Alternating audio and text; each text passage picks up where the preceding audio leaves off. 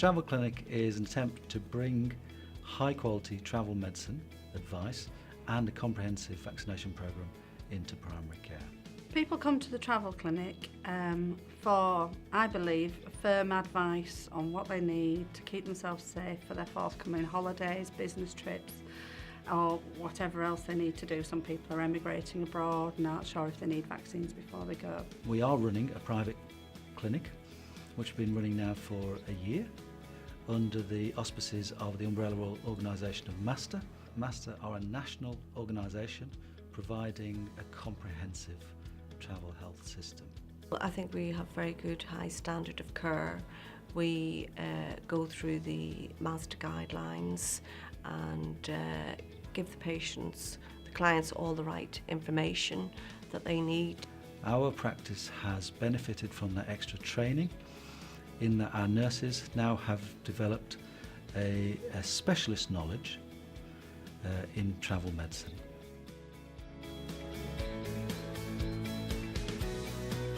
I always, again, tread carefully with the patient in the first 10 minutes and find out exactly what they know about where they're going, how much they've researched it, are they aware of what risks they are going to have they had any injections previously, and the risk assessment covers all of this.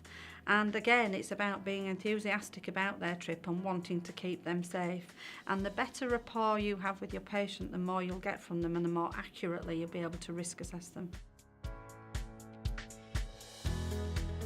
I've had a couple last year in their late 40s going out to Egypt, and unfortunately they were washed up by a big wave onto some coral, and their left side of their bodies was absolutely ripped to shreds, and they were taken to the local clinic where they spent 2 nights, both of them, and thank goodness they were protected against hepatitis A and B, because the clinic wasn't the cleanest of places and they needed dressings, both of them.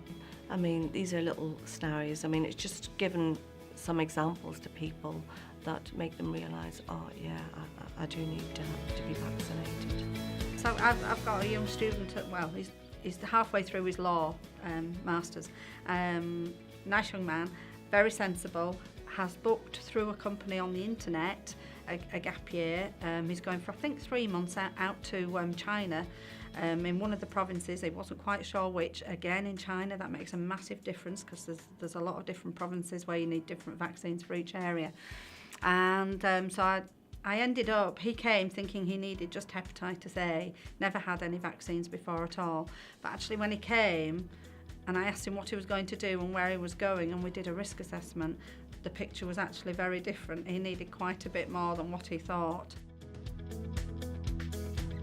She went above and beyond to what she needed to do. So as simple as giving me my vaccines, she went above, telling me, remember mosquito nets, get health insurance, went through all the things that you wouldn't normally think about, even getting the spray, mosquito spray, the plugins into the wall, just water safety, going near dogs, anything. She covered almost everything, really.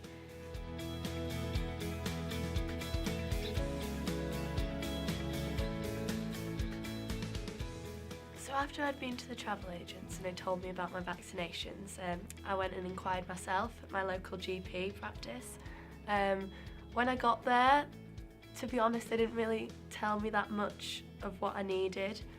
They just referred me onto a website, so it's almost like I could have gone online myself, kind of, to do it. They didn't tell me what I'd already had, so what I'd need, and they were just kind of like not very insightful into the whole situation.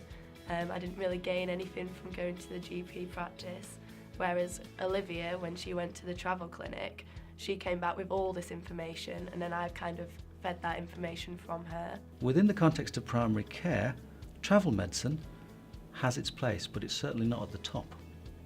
Now, I've been a GP here for 20 years, and like many practices, I've not focused on the quality of travel medicine until I decided that we would put into place a private, high-quality travel medicine clinic. It was just overall really helpful, and that's when I called Katie and I was telling her all this information. I was like, honestly, you need to go. And she'd already been to her GP, and she had no idea of any of this. So I called her, telling her about rabies, Japanese encephalitis, mosquito nets, and she was like, I need to come. I was so shocked. I didn't know how much, I didn't know how Olivia had found out all this compared to my visit. It was just such a contrast in information that we'd both received.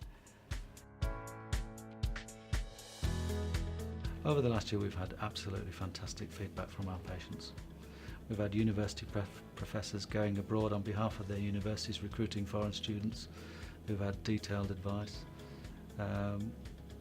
Patients, I think, know that they're getting good advice. Our nurses are enthusiastic about the job. They really enjoy this part of their job. They do general practice, but the time they spent in the travel clinic is often an enjoyable part of the day. We meet nice people. They all have interesting tales to tell. It's a two-way thing, and we benefit from the backup of excellent online tools so that we can give them good information. So the feedback has been absolutely wonderful in the last year.